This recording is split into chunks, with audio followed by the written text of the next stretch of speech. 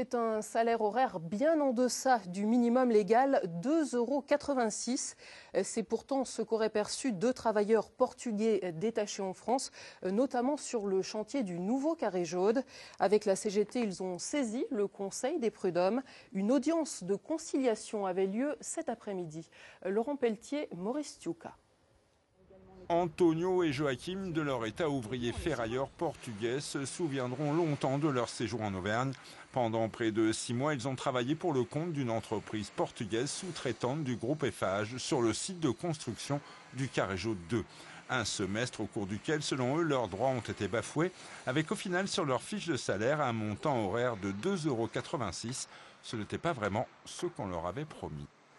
Il m'a dit qu'il m'allait donner 7 à 8 euros, vous voyez. Et après, il a dit qu'il payait tout, vous voyez, le manger et tout.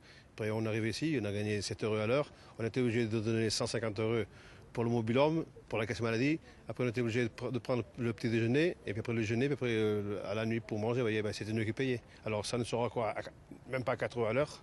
Et puis moi, au Portugal, j'ai gagné 5,5 €, mais le patron, il payait la caisse maladie, il payait le petit déjeuner, il payait le manger à midi et à la nuit, et puis en plus, il payait encore l'appartement. Pour la juriste qui conseille ces 2 salariés détachés, ce n'est pas seulement l'entreprise sous-traitante qui est visée, mais bien le donneur d'ordre, en vertu d'une directive européenne qui impose à l'employeur depuis 1996 de faire bénéficier à ses salariés détachés des droits sociaux et de conditions d'emploi et de rémunération du pays d'accueil, soit 10,07 € de l'heure pour un ouvrier qualifié. Ils n'ont pas regardé si les sous-traitants avaient été dans des bonnes conditions de travail, parce qu'il faut voir les conditions de travail dans lesquelles étaient ces salariés.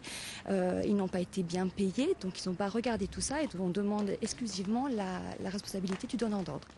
L'avocat du groupe Eiffage n'a pas souhaité s'exprimer devant notre caméra. Après 1h30 de débat à huis clos, le Conseil des prud'hommes, faute d'éléments administratifs et comptables, devrait planifier lors des prochaines semaines une nouvelle audience de conciliation.